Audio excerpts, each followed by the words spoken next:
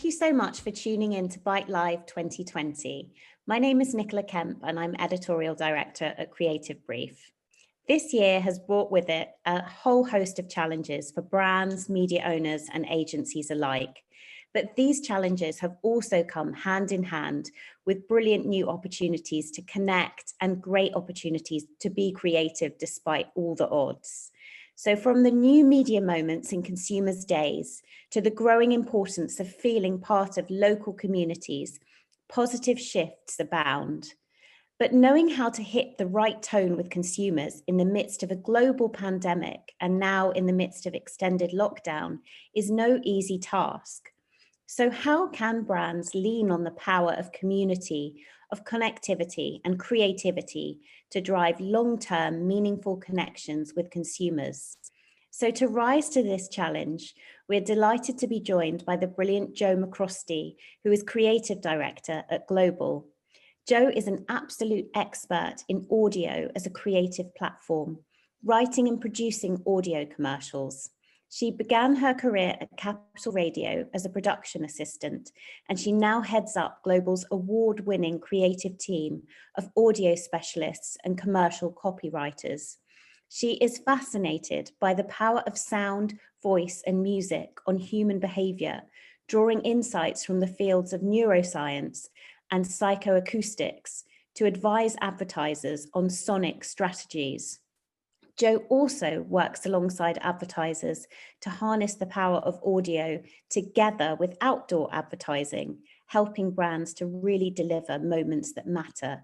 So thank you so much for joining us, Jo.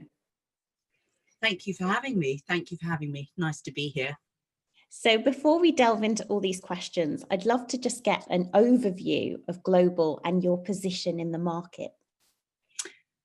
Great. Okay. Well, thank you. A bit of background about Global, as you probably know, radio sits at the very heart of what we do, and we're home to some of UK's biggest and best loved brands, including market leaders like Capital, Heart and LBC, which reach 71% of commercial radio listeners each and every week.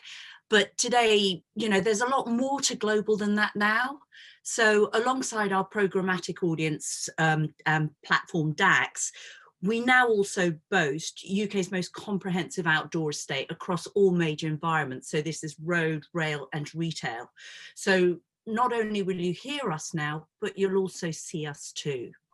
And Global will talk about this as, giving everyone sort of more media moments. So these are more mass moments. These are more contextual moments, and they're more inspirational moments. Thank you. And in recent times, those moments of connection have been more important than ever, as we've all been more physically isolated.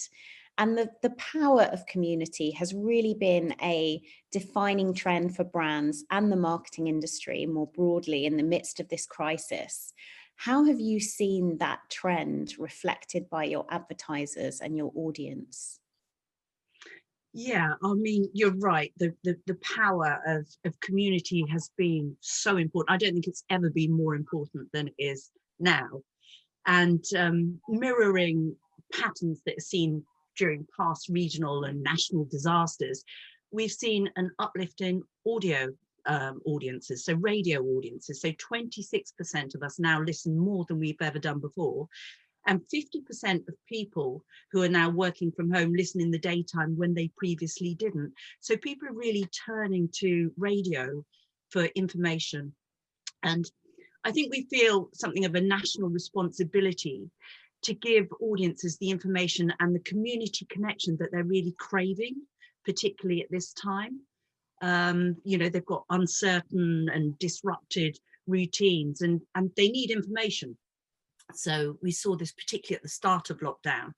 And when it came to sort of responding to that, we shifted a tone in our programming. So there were lots more news bulletins. We made information really relatable to the audiences. On Capital, we had Dr. Alex from Love Island listening to callers' symptoms and diagnosing them on air.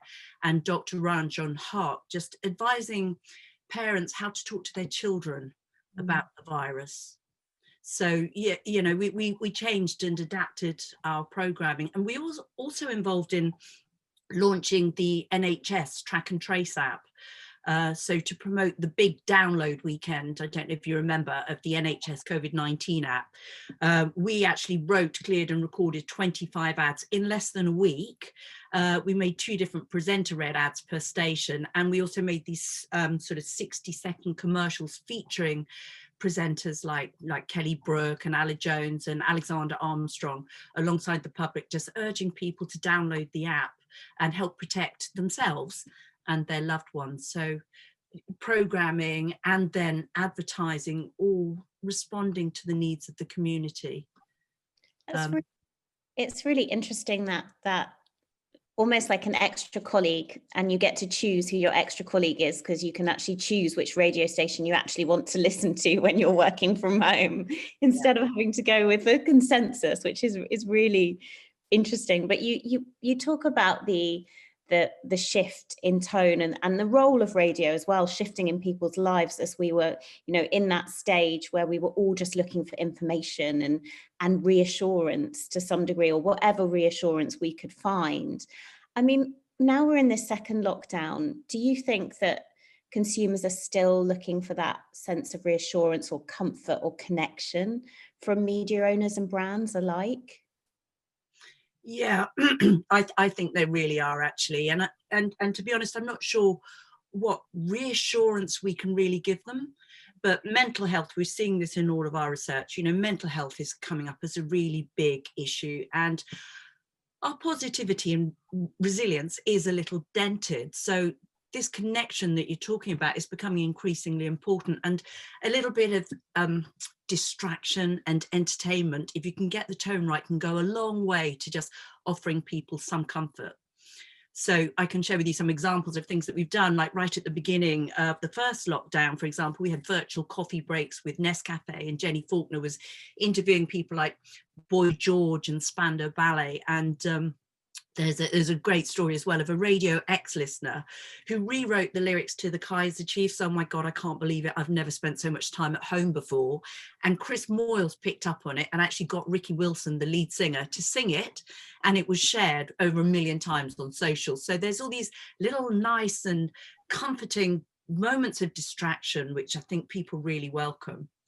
And then last week as well, there was something amazing when Radio X actually brought live music back. So after all this time, and this is just last week, Radio X brought live music back with Barclaycard, streaming a live gig of Nothing But Thieves. So the feedback from that was just phenomenal. People were just craving the return of live music.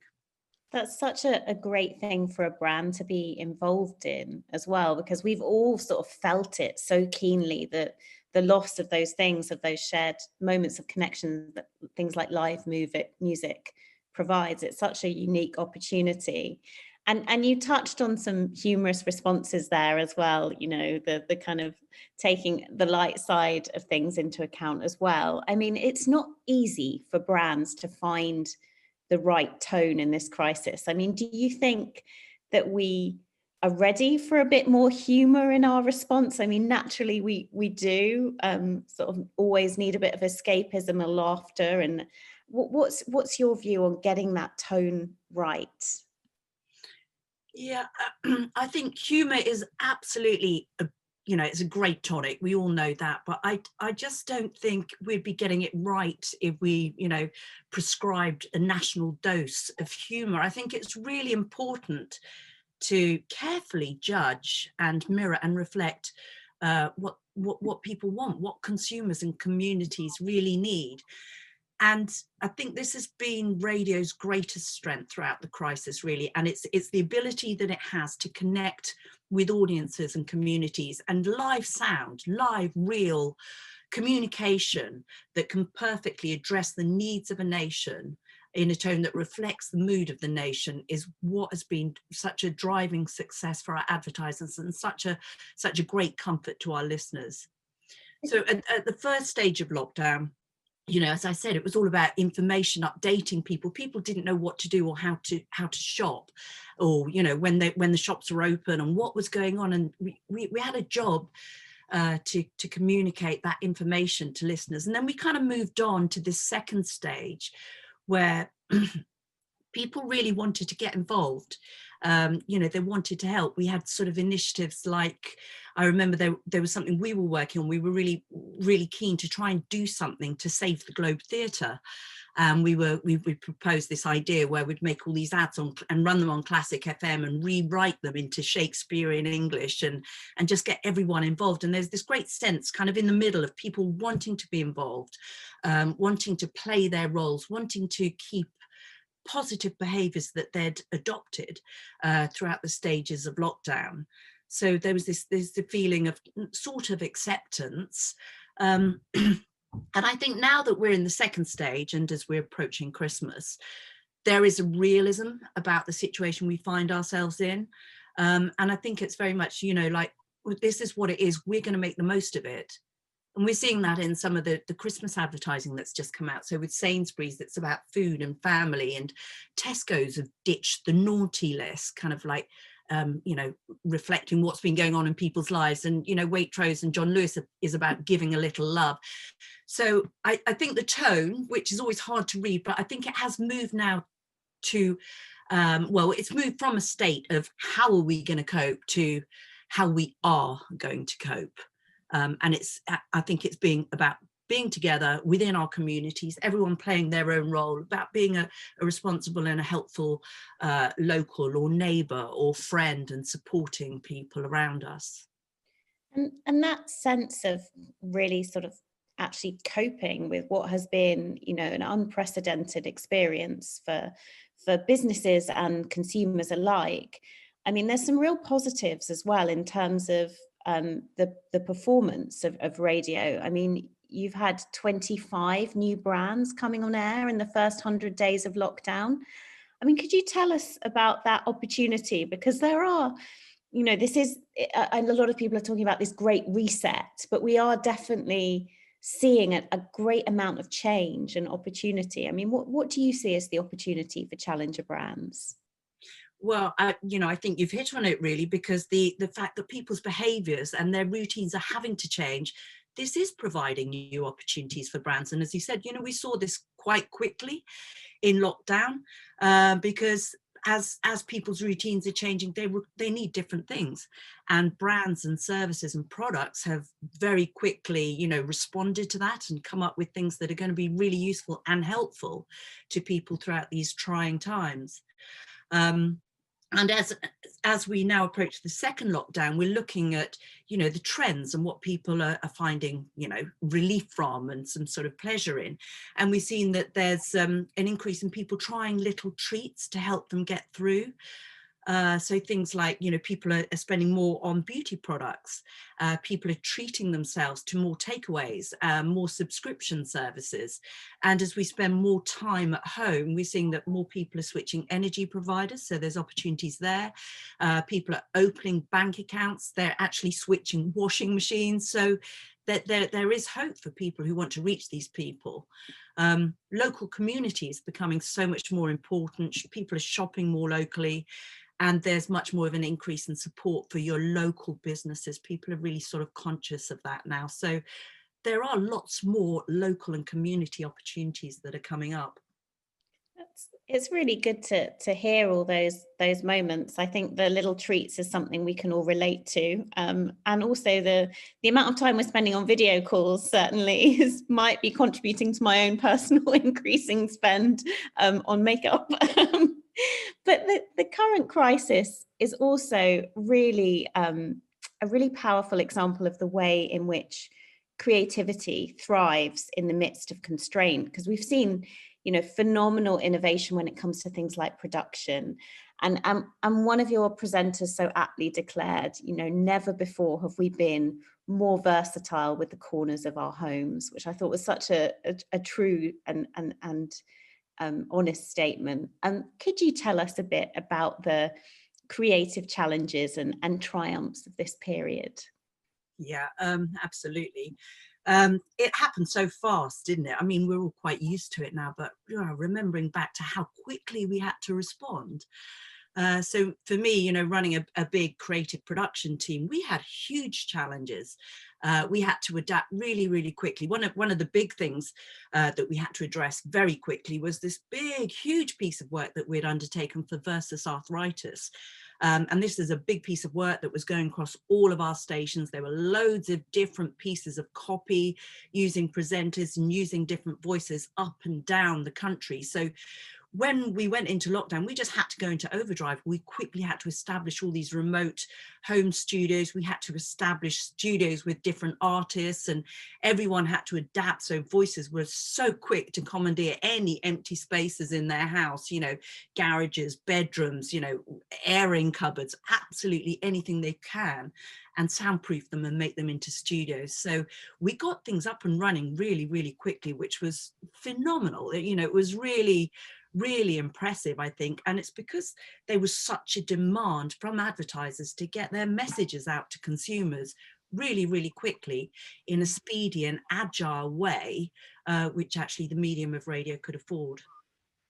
Could you tell us a bit more about the work you've done with Versus Arthritis? Because it's an incredible feat as well. So many pieces of content created so quickly. Yeah, I mean, this was it was a huge challenge, even without having to deal with something like a national pandemic. But we did it. There were over 190 different pieces of copy delivered exactly as they had been planned. And the results as well. I mean, this is the thing that we were most proud of as well. It seemed to resonate with everyone just at the time when everyone else was getting locked down. The response was absolutely fantastic. There was a 40% recall amongst radio audiences. 79% of them actually said now that they would take some form of action about arthritis.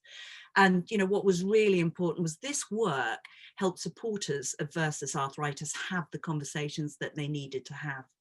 And, also just to kind of like put the cherry on the top there, it also won a Media Week Gold for best use of audio.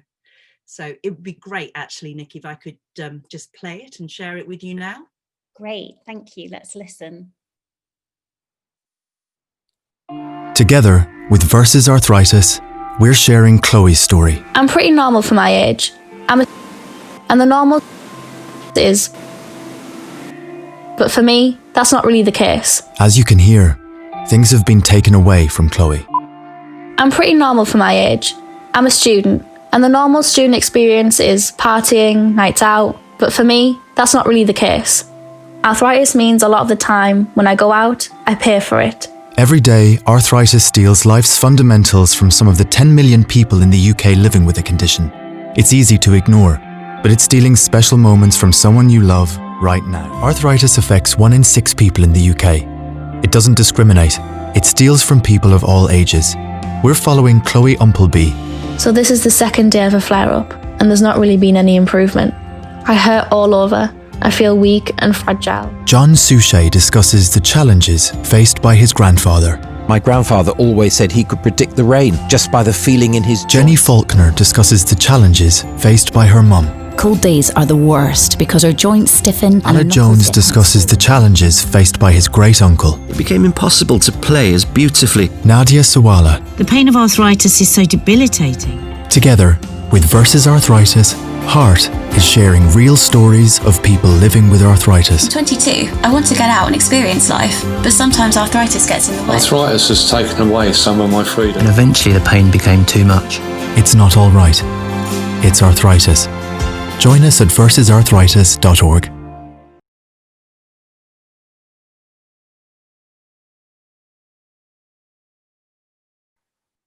That is a wonderful creative campaign. I'd love you to share some more creative highlights of this period. What other piece of work has really kind of got you going over the last few months? Well, it's odd that throughout this kind of period where we've all been sort of really contained and constrained, we've actually had a really kind of fruitful and productive lockdown, really. I mean, some of the work we've been doing is just phenomenal, because I think with the creative team, People focus on obstacles. Sometimes you need obstacles. And I believe that actually, if you're working with an obstacle, you're forcing a far better degree of creativity. So for us, it's been a really kind of fertile, productive period.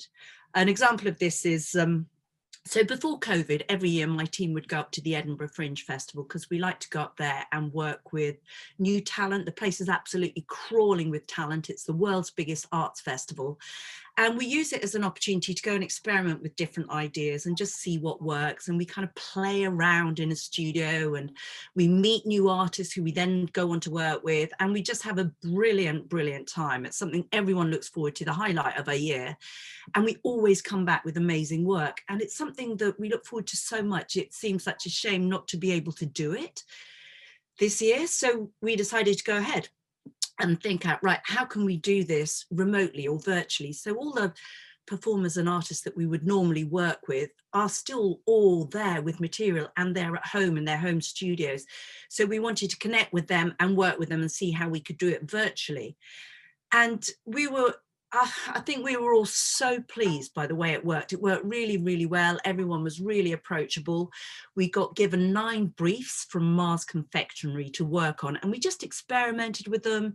We played with them. We came up with lots of different ideas. We had amazing fun.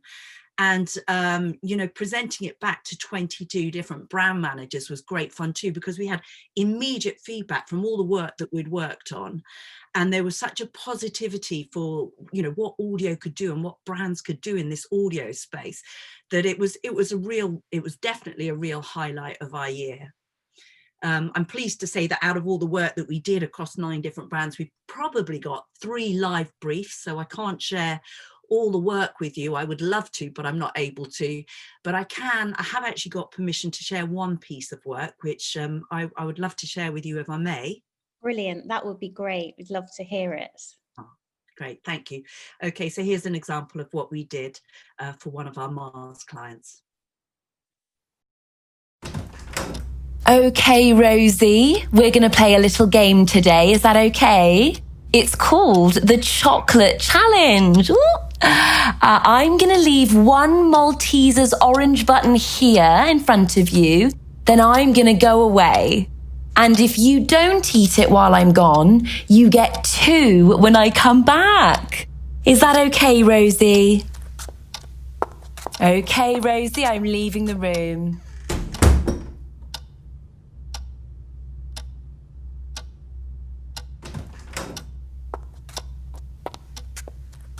Oh, Rosie, you've eaten it? Yes. Why didn't you wait for 2? Because I'm 26 years old. So I'm an adult, so I'll just go and buy my own pack. Yeah, no, fair enough. Good job, actually, because I've eaten the other one. Malteser's orange buttons. They're irresistible. Thank you so much for sharing that work. It's such a powerful example of how you can take this period and still, we can't maybe go to the Edinburgh Fringe Festival, but we can still bring some of that amazing talent to the industry.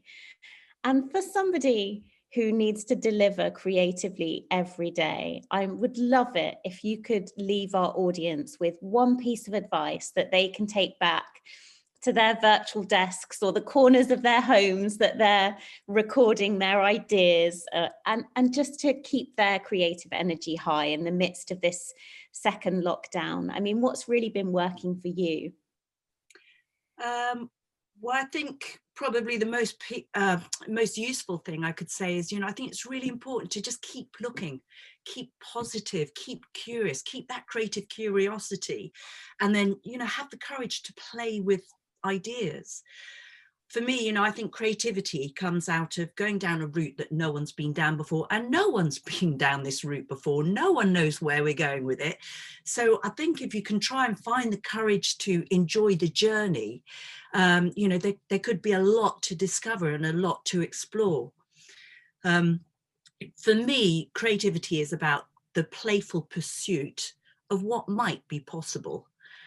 To quote Paul Clay, it's my favorite quote, really. He talks about it as, taking a line for a walk. And I think we should all try and do that. Take a line for a walk, see what happens, have fun with it. Thank you. That's such a lovely quote to end on, and you've certainly been pushing the boundaries of what is possible in this new kind of virtual realm we find ourselves in. And thank you so much for such an uplifting and inspiring session. I really loved your point earlier about that shift in thinking to sort of really focus on, how are we going to cope? What are we going to do, and what are we going to create together? So thank you for giving us so many examples of creativity in the midst of constraint, and the importance of our communities, and both within our local communities but also within our industry has never been more important or more vital to our collective well-being. So thank you so much, Jo, for joining us as part of Bite Live 2020. Thank you. Thank you for having me, Nikki. Thank you very much.